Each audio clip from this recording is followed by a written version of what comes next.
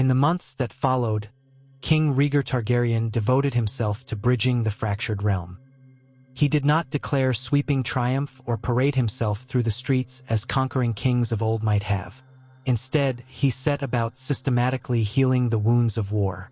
He spent long hours in the library reviewing ancient legal precedents, in the throne room hosting audiences with lords and small folk alike, and in the council chamber smoothing tensions between factions that had so recently fought with steel and fire. The uneasy truce he had forged with Robert Baratheon, Eddard Stark, and Jon Arryn stood on a delicate knife's edge. Yet, with every passing day that peace endured, the realm drew a small step farther from the brink of ruin. To ease lingering animosity, Rhaegar made efforts to find common ground with each great house. In the north, Eddard Stark governed as the newly minted Lord of Winterfell, his father and elder brother gone to cruel fates under Aerys' reign. In the Reach, Mace Tyrell remained a staunch supporter of the Targaryens, more out of tradition than personal conviction, while his bannermen muttered about the cost of the war. In the Vale, Jon Arryn served as a unifying figure among the older lords, reminding them that an endless cycle of bloodshed would only harm everyone. In the Westerlands, Tywin Lannister, accepted as Hand of the King, took the responsibility of reorganizing the royal treasury. Though Tywin's presence still unsettled many who recalled his cold ambition, none could deny his ruthless competence. And in the Stormlands, Robert Baratheon drank and feasted, appearing in King's Landing only when duty or grudging obligation demanded it. Yet even as Rhaegar labored to pull the realm together, fires smoldered in unexpected corners. Many still whispered that he was a kinslayer, no matter that he had done it to save the people of King's Landing. Some Targaryen loyalists, those who had idolized the notion of an all-powerful, unquestioned king, balked at Rhaegar's conciliatory approach with the rebels. Others, who had thrown in with the rebellion, found it hard to trust the son of the Mad King, no matter what he had done to stop his father's final crime. So the king found himself balanced between opposing currents, the desire for a gentler rule that recognized the realm's grievances, and the old Targaryen prerogative that demanded absolute fealty. He navigated these treacherous waters with delicate care, often guided by Ser Barristan Selmy's measured counsel. A paragon of knighthood, Barristan had stood beside Rhaegar through the war, had been among those who believed Rhaegar's intentions were honorable. "Your Grace," Barristan said one evening as they walked the torchlit corridors of the Red Keep, "there are those who will never accept your rule, and some who will never forgive it. Yet for each who stands against you, there may be 10 who wish simply to live in peace." His gauntlet hand hovered near the hilt of his sword as they passed a pair of gold cloaks. Courage and caution in equal measure. That's what the realm needs now. Rhaegar nodded, quietly absorbing the advice. He was still adjusting to the reality that his father's death had thrust upon him. Perhaps he would bear the stigma of kinslaying for the rest of his life. So be it. He would atone by protecting the realm from the horrors that Aerys would have unleashed. That same night, after dismissing the servants, he climbed the long, twisting steps to Maegor's Holdfast to visit his family's quarters. Princess Elia Martell was seated by a brazier, reading a letter from Sunspear while their young children, Rhaenys and Aegon, dozed on velvet cushions. Elia glanced up as her husband approached, a gentle smile tugging at her lips. "You look tired," she murmured. He did feel tired and tense, like a lute string stretched to its limit. Yet he knelt beside Elia and pressed his forehead to hers. "The day was long," he admitted, "but I believe we have made headway with some of the crown's vassals. Lord Tarly, for one, has agreed to provisions that will allow us to feed more of the refugees from the war."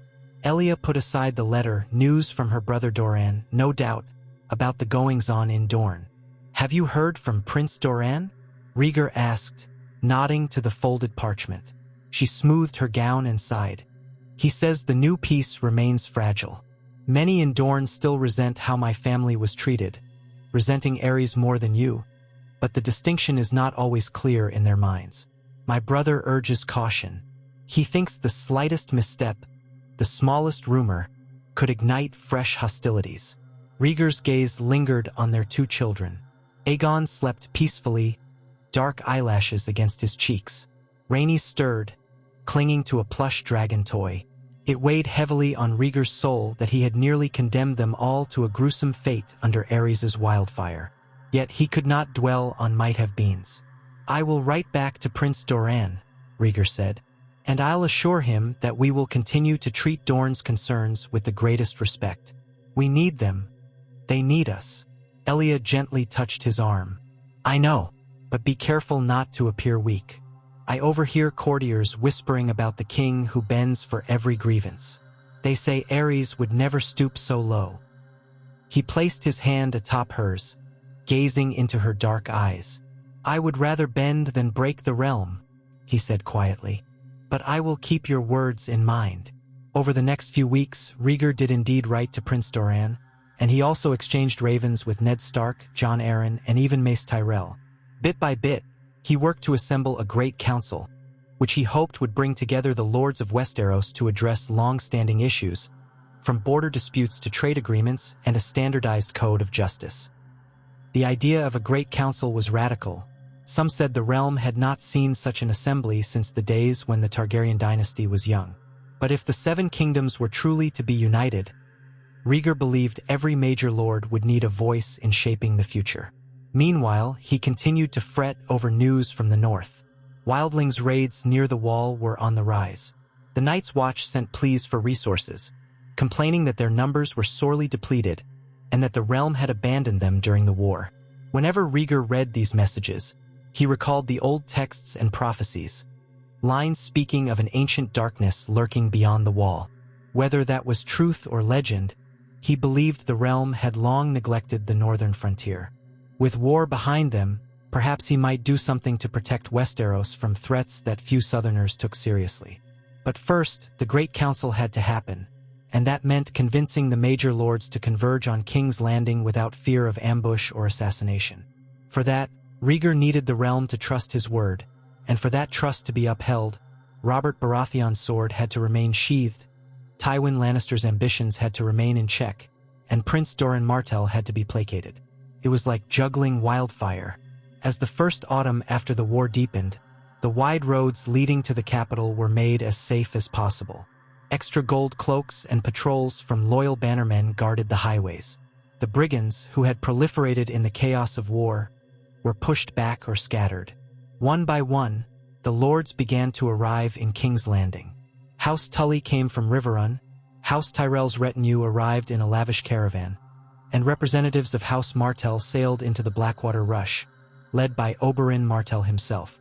From Storm's End came Robert, sullen and unwilling, accompanied by a retinue of fierce Stormlanders who drank and brawled in the city's taverns. Eddard Stark arrived quietly with a modest party of Northmen, including Howland Reed of the Crannogmen, and the tall, intimidating Great Jon Umber. The Vale's lords traveled under the watchful guidance of Jon Arryn. Even the Greyjoys sent envoys, though Balon Greyjoy stayed home, sending instead his brother Victarion. The Red Keep bustled with more activity than it had seen in years. The labyrinth of corridors and courtyards filled with the colors and sigils of every major house. Tensions bristled. Tyrell men eyed Martell men with cool caution. Stormlanders glared at Targaryen loyalists, and the occasional scuffle erupted between overzealous retainers. But no outright violence shattered the fragile peace. King Rhaegar took immense pains to host banquets and ceremonies that brought these factions together, at least forcing them to dine under one roof and share small courtesies. At the first formal session of the Great Council, dozens of lords gathered in the throne room. It was the largest gathering of nobles in living memory, retainers, sworn swords, minor lords and major lords all pressed in around the dais. Rhaegar sat upon the Iron Throne, clad in a simpler black tunic and cloak than was traditional, eschewing the elaborate fineries his father had loved. At his right stood Queen Elia, serene and poised, her dark hair adorned by a light coronet. Below them, Tywin Lannister, as Hand of the King, called the council to order, his stern voice echoing in the vaulted chamber. Many among the assembly looked uneasy or resentful, but all waited to see what would unfold. The first topic, as Rhaegar had planned, concerned a codification of laws regarding succession, justice, and the responsibilities owed by the crown to its vassals. But even such an abstract matter sparked immediate debate. The Tyrells and Lannisters were suspicious of anything that might limit the power of great houses. The Northerners wanted clarifications on the rights of the North. The Dornish demanded reassurances that their distinct customs would be respected. By midday, the throne room pulsed with angry voices, each lord clamoring for his own interest. "Order," Tywin demanded, his mouth a hard line. "Speak one at a time or not at all." Yet the arguments continued, some lords barely restraining themselves from drawing steel. Rhaegar watched from the Iron Throne, an unreadable calm on his face. He let them rage for a short while, letting the tensions bleed out in words rather than swords. At last he lifted his hand. Silence fell, as if an invisible wave of authority rolled across the crowd. "We are here," Rhaegar began, his voice firm but resonant. "Not to serve ourselves, but to serve the realm. No house stands alone. The war we just endured proves that bloodshed spares no one. I do not sit upon this throne to lord power over you as the Mad King did. I sit here because we must find a new way forward, one built on mutual respect. If any lord here believes otherwise, you may walk out and proclaim war once more. Only then let the blood be on your own hands." This blunt challenge startled many. Robert Baratheon, who stood near the front, folded his muscular arms and gave Rhaegar a long, dark stare. Ned Stark, beside him, gently put a hand on Robert's shoulder, as if cautioning him. Meanwhile, Oberyn Martell shot a meaningful glance at his Dornish compatriots, reminding them to watch carefully. Tywin Lannister remained impassive, though a small shift in his stance suggested grudging approval at the king's boldness. No one left. "Very well," Rhaegar continued. "Then let us proceed with reason. Any matter of law or custom can be proposed, debated, and refined here. We will assemble a set of statutes that address our differences and uphold the spirit of unity. Let the small folk know that their lords gathered to build a better realm, not to tear it asunder." If it sounded idealistic, no one dared mock him openly. Tywin began taking official record of the proposals. Over the following days and weeks, the Great Council turned into a series of smaller sessions, committees of lords each focusing on specific areas. Justice, trade, the faith, the rights of vassals, the authority of the crown, and more. The many lords who were used to quick, decisive action on the battlefield found themselves locked in negotiations that could last for hours or days. Wine flowed freely, deals were made in side chambers, and alliances were tested or formed anew. Rhaegar personally presided over some of these discussions, especially those involving royal prerogatives. He listened carefully, often letting the lords argue themselves hoarse before interjecting with a measured compromise. A few times, Robert Baratheon hurled stinging barbs. "Stop dancing around with words, Targaryen. We know how kings rule, by the sword. Don't pretend otherwise." But to many people's surprise, Rhaegar never lost his composure, and he often responded to Robert's provocation with calm logic that left the Storm Lord sour and sullen. The presence of Eddard Stark helped quell outright hostility. Ned spoke softly but carried an earnest gravity that commanded respect, and he subtly kept Robert from exploding into another call for Targaryen blood.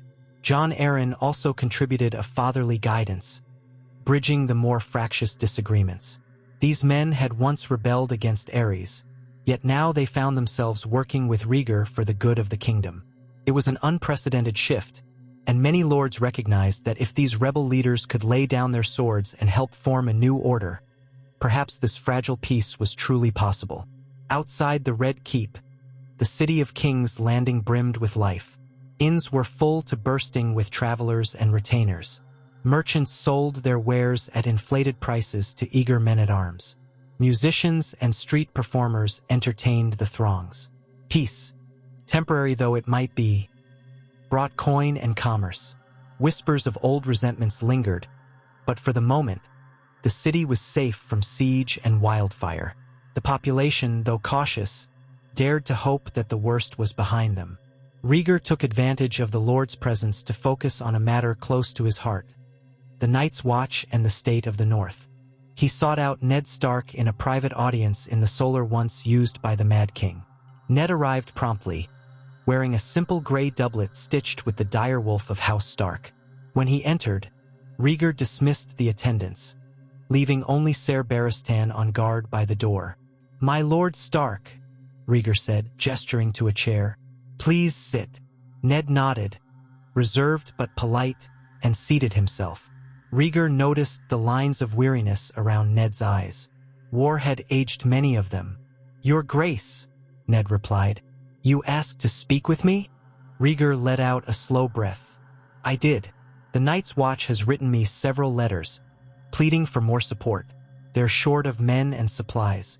With the war over, I believe it's time the realm answered that call." Ned inclined his head. "Indeed, the Watch has had fewer recruits since so many good men died in battle these past years. And with winter on its way, the lack of resources will be felt keenly." "Precisely," Rhaegar said. "I would like to propose a measure at the Great Council that each region contributes men and supplies to the Watch, enough to restore their ranks to a functional level.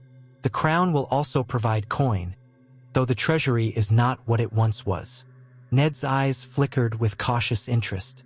Many lords see the Watch as relics of an old age, mere keepers of criminals and exiles. Convincing them to part with gold or men might prove difficult. Yet I believe in it. If you champion this cause, Your Grace, the North will stand behind you." Rhaegar nodded. "And if the North stands behind me, others will at least consider it." He paused, wondering if he dared voice his next concern. But Ned Stark was a man of honor and practicality. "There is also another matter, older tales, speaking of White Walkers and Whites. I know these are considered children's stories, but I have read accounts from the Age of Heroes that suggest a deeper truth. For centuries, the realm has neglected the possibility of threats beyond the wall. I want to ensure that we are not caught off guard by something we do not understand." Ned's expression tightened, though it was unclear whether from doubt or fear. He folded his hands on his lap. "My father told me such stories of the Long Night. The Starks carry these legends in our blood. I will not dismiss them outright, but whether any such threat exists now, I do not know." "It may be nothing," Rhaegar admitted, "but I would prefer to strengthen the Watch rather than risk discovering too late that the legends hold truth. So, I ask for your help in convincing the Council. The rest of the realm takes these tales lightly, but they respect House Stark's knowledge of the North." Ned gave a brief nod. "I will do what I can, Your Grace. If you lead the charge for the Watch, I will speak in support of it. Perhaps Jon Arryn and some of the other lords will follow our lead." Relief glimmered in Rhaegar's eyes. "Thank you, Lord Stark. Let us hope we never need to test these old stories." Over the following days, Rhaegar and Ned quietly planted the seeds for a measure that would funnel new recruits and supplies to the Night's Watch. They began with individual conversations, cornering lords in hallways or inviting them to small dinners where the king would discuss the ancient duty of protecting the realm from the unknown. While some scoffed, a surprising number pledged at least token support. Tyrell bannermen saw it as a chance to offload criminals or landless sons, while others recognized it as an opportunity to curry favor with the new king. The measure gathered enough momentum that Rhaegar placed it on the Great Council's agenda. When the day for the debate arrived, Robert Baratheon nearly upset the plan. Having indulged heavily in wine the previous night, Robert stumbled into the council session late, reeking of ale, and bellowed, "Why should we waste our gold feeding a pack of black crows? The war's just ended, and now you want us to guard against ghosts."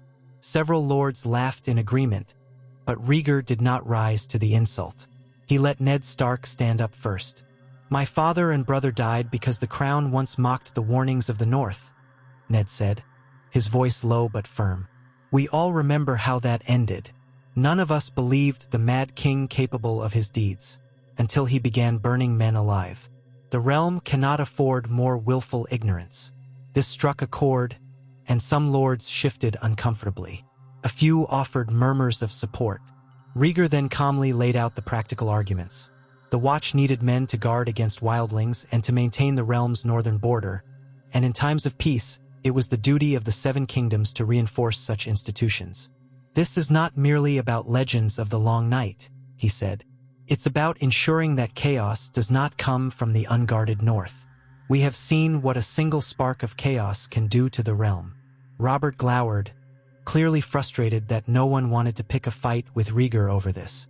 Still, he did not manage to organize any coherent opposition, and Tywin Lannister saw the benefit in stabilizing the north. So the measure passed. Each major region would contribute men. Volunteers where possible, but otherwise criminals or outlaws might be offered the option of taking the black. Modest shipments of grain and supplies would be sent annually, drawn from the royal coffers and supplemented by each lord's taxes. It was a victory for Rhaegar and Ned, though overshadowed by the greater complexities of forging new laws and reconciling old feuds.